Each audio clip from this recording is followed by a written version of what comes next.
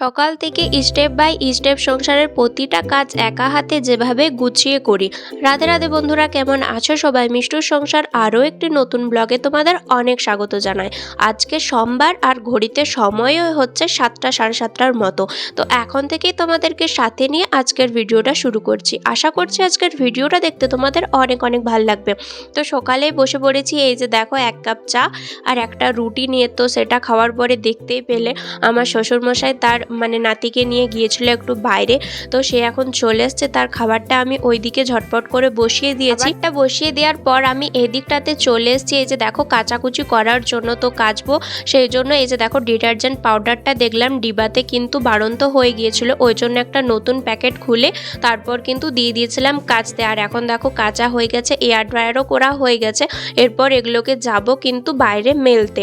আর হ্যাঁ, আজকে সকালেই আমি কিন্তু স্নান করে নিয়েছি। একদম যখন আমি রেডি হতে গিয়েছিলাম, রেডি মানে হচ্ছে যখন একটু ফ্রেশ হতে গিয়েছিলাম, একদম ফ্রেশ হতে গেছি বাথরুমে, একদম স্নান করে কিন্তু বেরিয়েছি। তো সকালেই আজকে একটা বড় কাজ হয়ে গেছে। তো চান করার আর কোনো ঝামেলাই থাকলো না, না হলে তো চান করব করে না অনেকটাই বেলা হয়ে যায়। তো আমি প্রত্যেক গ্রীষ্মকালে এরকমটাই করি, একদম সকালেই স্নান করে নিই, তাহলে আর চান করার একটা বড় যে চিন্তা বা ঝামেলা এটা কিন্তু থাকে না। করবেন না, এখন দেখছি আমি ভিডিও করছি।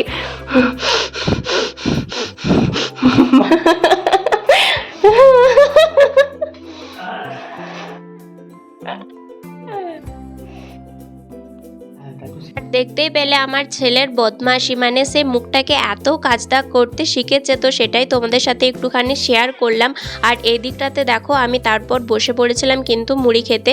এই যে দেখো আজকে মুড়ি খাবার হয়েছিল কিন্তু এই যে দেখো গোটা মুসুর, ছাল সহিত যে গোটা মুসুর সেইটাই। তো সেটা দিয়ে আলু দিয়ে সিদ্ধ করেছিল। এখন মা সেটাকে একটু হলুদ দিয়ে লঙ্কা ফোড়ন দিয়ে কিন্তু সাতুলে দিয়েছিল। আর এই দিকটাতে ফ্রিজে ছিল মাছ, কালকে নিয়ে আসা হয়েছিল, তো সেগুলোকে ফ্রিজে রেখেছিলাম। আর এখন দেখো আজকেও হয়ে যাবে ওই মাছগুলোই। আর দুটো মাছে না আমি ভুল করে নুন হলুদ মাখিয়ে দিয়েছিলাম, ওই জন্য একটুখানি ধুয়ে তারপর আবার কিন্তু ফ্রিজে রেখে দিয়েছি। প্রথমে ভাবছিলাম যে নষ্ট হয়ে যাবে, কিন্তু বাবা বলল না না নষ্ট হবে না। তো ঠিকই আছে দেখলাম, আর আমাদের মতো পুরো আজকের মতো কিন্তু হয়ে যাবে। কৌটোটাকে নিয়ে এসে দেখো বেশি না একটু মাছের পিসগুলোকে ভালোভাবে ধুয়ে নেবো। কালকে যদিও ভালো করে ধুয়ে তারপর রেখেছি, তাও তো ফ্রিজে ছিল, ওই জন্য একবার ভালো করে কচকচ করে ধুয়ে নেব, তারপর কিন্তু একটু পর করে নুন হলুদ মাখাবো। আর এইদিকে মা ততক্ষণে আগের থেকেই না প্রেসারে ডাল সিদ্ধ করতে দিয়েছিল, সেটা আবার মুগ মুসুরি 2 রকম ডাল। তো এইদিকে আমি দেখো একটুখানি জল নিয়ে তারপর কিন্তু মাছগুলোতে রাখলাম, কারণ দেখলাম এখনো অবধি মাছটা না অনেকটাই ঠান্ডা, তো ওই কারণে একটু জল দিয়ে রাখলাম। আর এই দিকটাতে আমি এখন দেখো ডালটাকে ফোড়ন দিয়ে আর কি সাতুলে নিচ্ছি। আর ডালের সাথে এরকম পেঁয়াজ ভাজা করে তারপর যদি ডালটাকে সাতুলো না, তো পার্সোনালি আমার কিন্তু খুবই ভালো লাগে। ওই জন্য আমি যখনই ডাল বানাই তখনই কিন্তু এরকমভাবে বানাই, সেটা মুগ ডাল হোক আর মুসুর ডাল হোক। আজকে যেহেতু দুটো ডাল একসাথে আছে, তো খেতেও কিন্তু মন্দ হয়নি। আর সত্যি কথা বলতে মুগ ডাল একা একা খাওয়া বা মুসুর ডাল একা একা খাওয়ার থেকে এরকমভাবে 2 রকম একসাথে মিশিয়ে করা কিন্তু ভালো, খেতে ভালো লাগে। তো যাই হোক, এইদিকে দেখো পরিমাণ মতো ডালের জল দিয়ে দিয়েছে, আর এখন ডালটা ফুটলে তারপর কিন্তু হয়ে যাবে। আর এদিকে আর সবজি হবে, এই যে দেখো কুমড়ো, পুঁই, তারপর কচু দিয়ে একটা সবজি হবে। তো সেটাকে এই যে দেখো প্রেসারে আমি সিদ্ধ করতে বসাবো, ওই জন্য ওর মধ্যে পরিমাণ মতো জল দিয়েছি, পরিমাণ মতো নুন আর পরিমাণ মতো হলুদ দিয়ে তারপর এখন সিদ্ধ করতে বসিয়ে দেবো ইন্ডাকশানে। আর এই প্রেসারটাই শুধুমাত্র ইন্ডাকশানে নাই, কারণ এটার তলটা একটু স্টিল আছে। আর একটা ছোট প্রেসার আছে, ওটা তো অ্যালুমিনিয়াম, তো ওই কারণে কিন্তু ওটা ইন্ডাকশানে যায় না, সেটা সবাই ভালো করে জানো। তো যাই হোক, ওই দিকটাতে আমি প্রেসারে বসিয়ে দিয়ে এখন দেখো ডালটা হয়ে গেছে। তো ডালটা একটা পাত্রর মধ্যে ঢেলে নিয়ে এরপরে যেটা হবে আর কি মাছ হবে এরপরে, তো সেটাকেই আমি এখন করে নেব। তো এই দিকটাতে ডালটা করেছি, ডালের কড়াইটা ভালো করে ধুতে হবে, তাছাড়া যদি মাছ ভাজি এই কড়াইয়ে সব মাছ কিন্তু ধরে যাবে, ওই জন্য আমি ভালো করে একটু ধুয়ে নেবো কড়াইটা। তারপর এই দিকটাতে দেখো চলে এসেছি, এই যে দেখো মাছগুলোকে জলে ভিজিয়ে রেখেছিলাম, এখন দেখলাম প্রায় মোটামুটি মাছগুলো একটুখানি নর্মালে এসছে। তো ওই কারণে এই যে দেখো মাছগুলোর মধ্যে নুন হলুদ এগুলো কিন্তু মাখাবো, ওই জন্য এই যে দেখো জল থেকে তুলে তারপর কিন্তু এই থালাটার মধ্যে রাখছি, এই থালাটার মধ্যে নুন হলুদটা মাখাবো। আর আমার এই মাছটা ভেজে দেওয়া তক্কই আমার কাজ আছে। তারপর আজকে মাছের হবে রুই পোস্ত, যেহেতু কালকে রুই মাছ নিয়ে এসেছিলাম আর কালকে যেহেতু মাছের ঝোল হয়েছিল, তো ডেলি মাছের ঝোল খেতে কিন্তু আমরা পছন্দ করি না। যখনই আমাদের মাছ হয়, একদিন হয় এরকম রুই পোস্ত হয় আর একদিন হয় এরকম ঝোল বা ঝাল দিয়া এরকম কিছু হয়। তো আজকে বলল যে ডাল হয়েছে, তাহলে আজকে রুই পোস্ত হয়ে যাক। তো আমার মাছটা আমি ভেজে দেবো, তারপর আমি আমার বেটুর মাছটা নিয়ে নেব।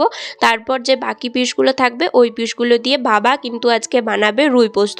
কারণ আমি আগেও বলেছি আমার ভিডিওতে, আমাদের বাড়িতে একটু যদি কোনো স্পেশাল রান্না হয়, মানে একটু আধুনিক রান্না, তো তখন কিন্তু আমার শ্বশুরমশাই করে থাকে, সেটা আমার দ্বারা কিন্তু হয় না। মানে এটা পারবো না এটা কিন্তু না, মানে করি না, মনে হয় যে একটু বাবা করুক। তো সেই কারণে কিন্তু বাবাকে ছেড়ে দিয়েছিলাম রান্নাটা করতে। তার আগে আমি এই যে দেখো মাছগুলোকে সুন্দর করে ভেজে দেবো, তারপরে হচ্ছে সব কিছু কাটাকুটি করে দেবো। মানে রুই পোস্ত করতে যে পেঁয়াজ, টমেটো বা পোস্ত বাটা যেগুলোই লাগে না কেন, সেগুলো সব কিছু হাতের কাছে রেখে দেবো। তারপর কিন্তু বাবাকে ছেড়ে দেবো একটুখানির জন্য হেসেলটা, কারণ এখনও দুটো রান্না আমার কিন্তু বাকি আছে। মাছটা আগে করে নেবো ভাবছি, যেহেতু মাছ ভাজার তেলটা রয়ে যাবে, সেই তেলটা দিয়ে তো আর অন্য সবজি করা যাবে না। তো ভাবলাম মাছটাই প্রথমে করে নিই, তারপর বাকি যে সবজিগুলো হবে সেগুলো কিন্তু করব। তো এই জন্য দেখো একটুখানি তেল দিয়েছি, বেশি কিন্তু দিইনি, কারণ ওই রেসিপিটা করতে অতটাও কিন্তু তেল লাগে না। তো এই যে দেখো তিনটা করে মাছ ভাজলে দুবারে কিন্তু মাছ ভাজা পুরো কমপ্লিট হয়ে যাবে। তো প্রথম কড়াই তো দিয়ে দিয়েছি, আর 3টা মাছ বাকি আছে, ওই 3টা মাছও ভাজা হয়ে গেছে। এখন দেখো কড়াইয়ের মধ্যে আমি কিন্তু তুলে নিচ্ছি, এরপর বাবাকে ডেকে দেবো। বাবাকে রান্নাটা করতে বলার আরও একটা কারণ আছে, কারণ একটুখানি সময় হয়ে গেছে, মানে ওই 12:30টার মতো বেজে গেছে। তো আমার বেটুকে খাওয়ানোরও সময় হয়ে গেছে। তো বেটুকে আজকে যেহেতু মাছ দেবো, তো ওই কারণে মাছটা তো মানে ছাড়াতে তো একটুখানি সময় লাগবে। ওই জন্য বাবাকে বললাম যে তুমি করে দাও, তো ততক্ষণে আমি বেটুকে মাছটা ছাড়িয়ে খাইয়ে দিতে পারবো ওইটুকুখানি সময়ের মধ্যে। তো যাই হোক, খাওয়ানো দাওয়ানো এখন কমপ্লিট। আবারও আমি চলে এসেছি এই যে দেখো রান্নাঘরে। আর পরের যে সবজিটা হতে বাকি ছিল, এই যে দেখো কচু দিয়ে, কুমড়ো দিয়ে, পুঁই ঘন্ট যেটাই বলো না কেন, সেটাই কিন্তু এখন সাতুলে নিয়েছি। অনেকক্ষণ আগেই কিন্তু সিটি পড়ে সিদ্ধ হয়ে গিয়েছিল, তাই এটা এখন সাতুলতে তো বাকি ছিল, তো সেটাই কিন্তু আমি এখন করে নিয়েছি। আর ওইদিকে থালাতে যে দেখতে পাচ্ছ, ওটা কিন্তু রুই পোস্তটা। তারপর আমি বেটুকে খাইয়ে এসে নামিয়েছি। এখন দেখো এই তরকারিটা হয়ে গেল, আর একটা লাস্ট তরকারি আছে, সেটা হচ্ছে শাক। তো যাই হোক, এইদিকে আমি গ্যাসটা আবারও অন করে গ্যাসের মধ্যে তেল দিয়েছি, তারপর সরষা ফোড়ন দিয়ে, তারপর কাঁচা লঙ্কা দিয়ে এখন দেখো শাকটাকে দিয়ে দিচ্ছি। আর এটা হচ্ছে কলমি শাক, কালকে বাজার গিয়েছিলাম, ওই বাজার থেকে নিয়ে এসেছিলাম। জানো তো আমাদের ওইখানে পুকুরে যে কলমি শাকটা হয়, সেটা হচ্ছে তুলে ফেলে দেওয়া হয়, এরকম খাওয়া হয় না। কিন্তু এখানে আসার পর হচ্ছে দেখো এই শাকটাকে রান্না করে, মানে এত দাম দিয়ে কিনে আনছি, মানে 30 টাকা 40 টাকা তাড়ি দিয়ে কিনে আনছি। তারপর হচ্ছে এরকম রান্না করে খেতে কি যে সুস্বাদু লাগছে, কি আর বলবো তোমাদের। তো যাই হোক, ওইদিকে দেখো শাকটাকে সিদ্ধ হয়ে যাওয়ার পরে মাঝখানে আরও একটুখানি তেল দিয়ে এরপর হচ্ছে রসুন দেবো। তো এরকম করারও একটা কারণ আছে, কারণ আমার শ্বশুরমশাই কিন্তু এরকম এই রসুন ছাড়া, মানে রসুনের গন্ধ সহ্য করতে পারেন না উনি একদমই। সেই কারণে এরকম শাক ভাজা খাওয়াই সে ভুলে গেছে। তো ওই কারণে বাবার জন্য ওই একটুখানি সর্ষে ফোড়ন দিয়ে তুলে রেখেছি। তারপর আমরা আবার এই রসুন ছাড়া শাক খেতে পছন্দ করি না, ওই জন্য আমাদের জন্য এই যে দেখো মাঝখানে একটুখানি তেল দিয়ে, তারপর রসুনটাকে ভেজে, তারপর একটুখানি লাল লাল যখন হয়ে যাবে, তখন পুরো শাকটা একসাথে মিশিয়ে দেবো। এরকম করে করলেও কিন্তু অনেকখানি টেস্ট হয়। না হলে হচ্ছে সব শাকটা একসাথে তুলে আবার হচ্ছে মানে কড়াই ধুয়ে আবার তেল দিয়ে রসুন ভাজলে অনেকখানি সময় লাগবে। তো একবারে যদি করে নিই, তাহলে অনেকটা সময় আর কি আমার বেঁচে যাবে। ওই কারণে এই যে দেখো রসুনটাকে হচ্ছে ভালো করে ভাজছি। আর এর মধ্যেও একটা হচ্ছে কি হচ্ছে রসুনটা না কড়াইয়ের মধ্যে লেগে যাচ্ছে, কারণ এই কলমি শাকের জানোই তো কতটা জল বেরোয়, আর তার মধ্যে মিশাল আছে হচ্ছে এই বাঁধাকপি। তো জল তো কিছুতেই আর মরতে চাইছে না, ওই কারণে রসুনটা না একটুখানি লেগে যাচ্ছে। রান্নাবান্না হয়ে যাওয়ার পরে এদিকটাতে দেখো খেতে বসে পড়েছি। আর আজকের মেনু তো অনেক আগেই বলে দিয়েছি, এই যে দেখো মা এখন সবাইকার পাতে পাতে কিন্তু খাবার দিয়ে দিচ্ছে। এটাই ছিল কিন্তু আজকে আমাদের দুপুরের মেনু। মারছে দেখো, এই ছেলেটা আমাকে মারছে, অনেক মারছে, তখন থেকে পাবো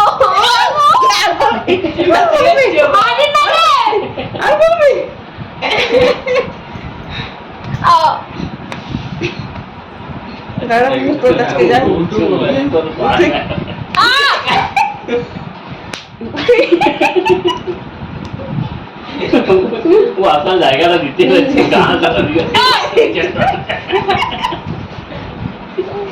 নাকটাই ধরে লিয়েছি তো নাকটা হিসি করতে ভাই হ্যাঁ হিস্ট্রি হয়ে গেল ও বাবা আমার হিস্ট্রি হয়ে গেছে গো। দেখতে পেলে আমার ছেলে কতটা বদমাশ হয়েছে। তো যাই হোক, ওইটা ছিল কিন্তু সন্ধ্যাবেলার ভিডিও। তারপর রান্নাঘরে চলে এসেছি, এই যে দেখো রুটি বানানোর জন্য। আজকে কিন্তু একটু সকাল করে রুটি বানাচ্ছি। কালকে যেমন 9টা সাড়ে 9টা বেজে গিয়েছিল, আজকে কিন্তু অতটাও লেট হয়নি। আজকে কিন্তু ওই 8টা সাড়ে 8টার মধ্যে কিন্তু রুটিটা বানিয়ে নিয়েছিলাম। প্রথমে ভেবেছিলাম যে বেটুকে হয়তো আজকে রুটি দেবো, তারপর দেখলাম যে না, রুটিটা দিব না, প্রত্যেক দিন রুটি দেওয়া ভালো না। ওই জন্য কিন্তু ওর জন্য আজকে ডালিয়াই বসিয়েছি। আর ওইদিকে দেখতেই পেলে মা হচ্ছে সিরিয়াল দেখতে দেখতে রুটিটা বেলছিল। আর আমিও এই সিরিয়ালটা না দেখতে ভালোবাসি। কি সিরিয়াল হচ্ছে কেউ একটু দেখে থাকলে, মানে কে কে সিরিয়াল দেখো যদি চিনতে পারো তো অবশ্যই কিন্তু কমেন্ট করে জানাবে। তো যাই হোক, ওইদিকে এক এক করে আমি কিন্তু রুটিটা করার পর এইদিকে দেখো আমার বেটুর জন্য খাবারটা বসিয়ে দেবো। তো আজকে যেহেতু বেটুর জন্য ডালিয়া দেবো, সেই জন্য ডালিয়া নিয়েছি আর তার সাথে নিয়েছি কিন্তু মুগ ডাল। 1 চামচের মতোই নিয়েছি, কারণ ও এইটাই যতটুকু হবে ওইটুকু আবার খেয়ে শেষ করতে পারবে না, ওই জন্য কিন্তু কম করেই নিয়েছি। আর রয়েছে দেখো ভালো করে ছেঁকে ছেঁকে জলটা ছেঁকে ছেঁকে দিচ্ছি, তার কারণ ওই ট্যাঙ্কির জল দিয়ে আর কি ধুয়েছি খাবারটা, ওই জন্য জলটাকে ছেঁকে ছেঁকে দিচ্ছি যাতে ওই জলটা না খাবারের মধ্যে যায়। ওইদিকে দেখো আমি নুন দিলাম একটুখানি আর একটুখানি হলুদ দেবো, আর এইদিকে শাশুড়ি মা হচ্ছে একটুখানি জল দিয়ে দিল। তো আমি বলছিলাম একটু বেশি করে জল দাও, না হলে হচ্ছে খাবারটা তলে ধরে যাবে, কারণ ডালিয়াতে না অনেকটা জল লাগে, অনেকটা মানে অনেকটা। যদি তুমি এমনি টিঙের বাটি করে আর কি সরাসরি খাবারটা করতে চাও তাহলে তো প্রায় 1 ঘন্টার থেকে 1.5 ঘন্টার মতো সময় লাগে। তো যাই হোক, ওইদিকে খাবারটা বসিয়ে দেওয়ার পরে এইদিকে বড়বাবু কতকগুলো জিনিস অর্ডার দিয়েছিল যেগুলো আমাদের খুবই দরকারি।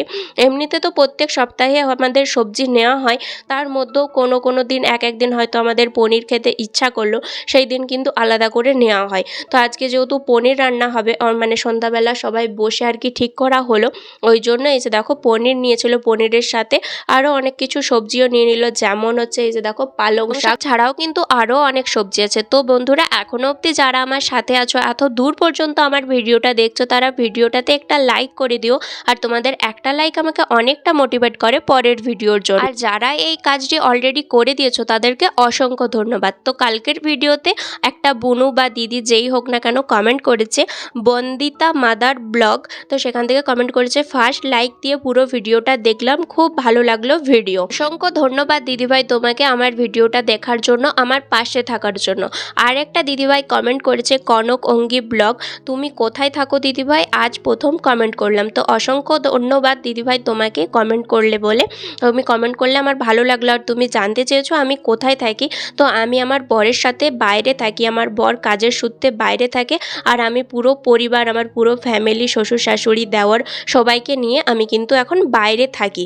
তো জায়গার নাম যদি বলতে মানে জানতে চাও তো আমি কদিন পর কিন্তু বলবো, এখন কিন্তু আমি বলতে পারবো না।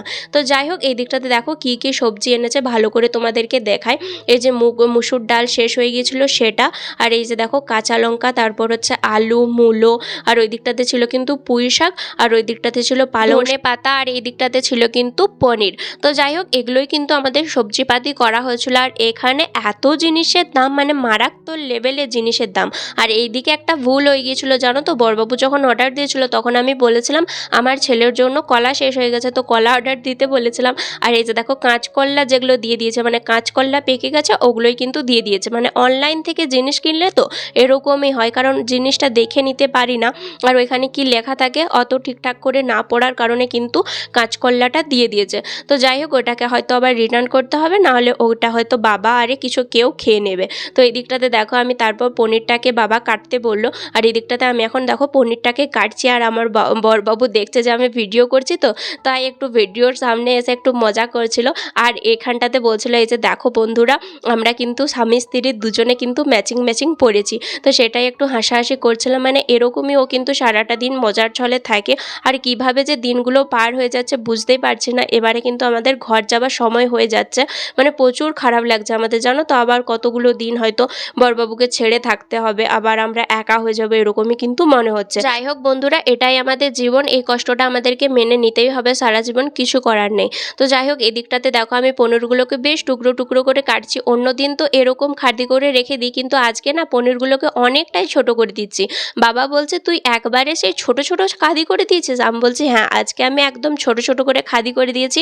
অন্যদিন যদি আমাকে 4 পিস দিচ্ছিলে, আজকে কিন্তু আমাকে 8 পিস দিবে, কারণ খাদিটা আর কি ছোট ছোট করে দিয়েছি। তো যাই হোক ওইদিকে দেখো পনিরগুলো কাটা হয়ে যাওয়ার পরে এইদিকে একটা থালার মধ্যে আমি তুলে নিয়েছি, কারণ ওই পনিরগুলোকে ভাজবে বা কিছু যদি মাখায়, নুন হলুদ কিছু যদি মাখায়, সেই কারণে থালার মধ্যে তুলে রেখে দিয়েছি।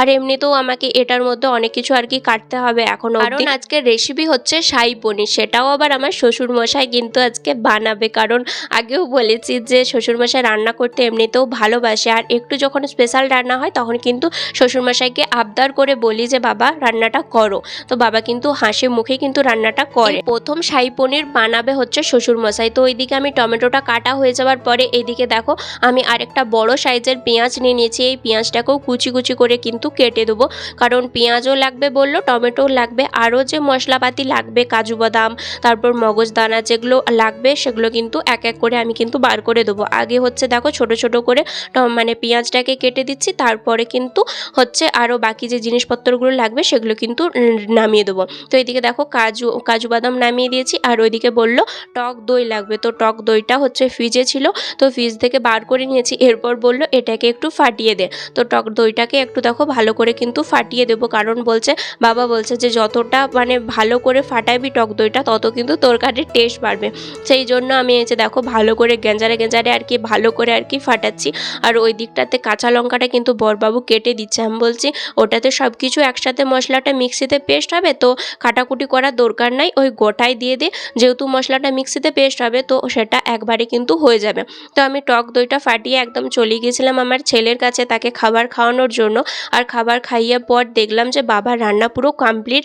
আর এই যে দেখো আমাদের স্পেশাল মেনু হচ্ছে শাহী পনির, একদম রেস্টুরেন্ট স্টাইলের মতো দেখতে লাগছিল, আর খেতেও পুরো রেস্টুরেন্টের কমতি কোনো কিছু না, একদম পুরো রেস্টুরেন্টকেও হার মানিয়ে যাবে। মানে এতটা সুন্দর লাগছিল, মানে এতটা সুন্দর প্রথমবার বানিয়ে ভাবা যে এতটা সুন্দর বানাতে পারবে সত্যি কিন্তু আশা করিনি। তো যাই হোক দেখতে এত সুন্দর লাগছিল যে খেতেও আর কিন্তু লেট করিনি। যখনই হয়েছে গরম গরম তখনই মাকে বললাম যে এবার হচ্ছে খেতে দিয়ে দাও। তো এই যে দেখো দুটো রুটি আর তার সাথে কিন্তু এই যে দেখো শাহী পনির নিয়ে বসে পড়েছি। তো আজকের খাওয়া দাওয়াটা একদম কিন্তু জমে যাবে। আর খেতে যা হয়েছিল, আর যতবার মুখে নিচ্ছি ততবার বাবাকে বলছি যা বানিয়েছো না আজকে দারুণ, আজকে একদম মজা করে খাচ্ছি, মানে এরকমটাই বলছি। প্রত্যেকবার পনিরের অন্য কিছু রেসিপি ট্রাই করা হয় কিন্তু এত টেস্টি হয়তো কোনোবারই হয়নি, মানে এবারে যতটা টেস্টি হয়েছে খাবারটা। তো এইদিকে আমার সাথে কিন্তু সবাই খেতে বসেছিল, আর আমি একা না, সবাই কিন্তু বলছিল খুব সুন্দর হয়েছে। তো চলো বন্ধুরা আজকের মতো আসি, দেখা হবে কালকে।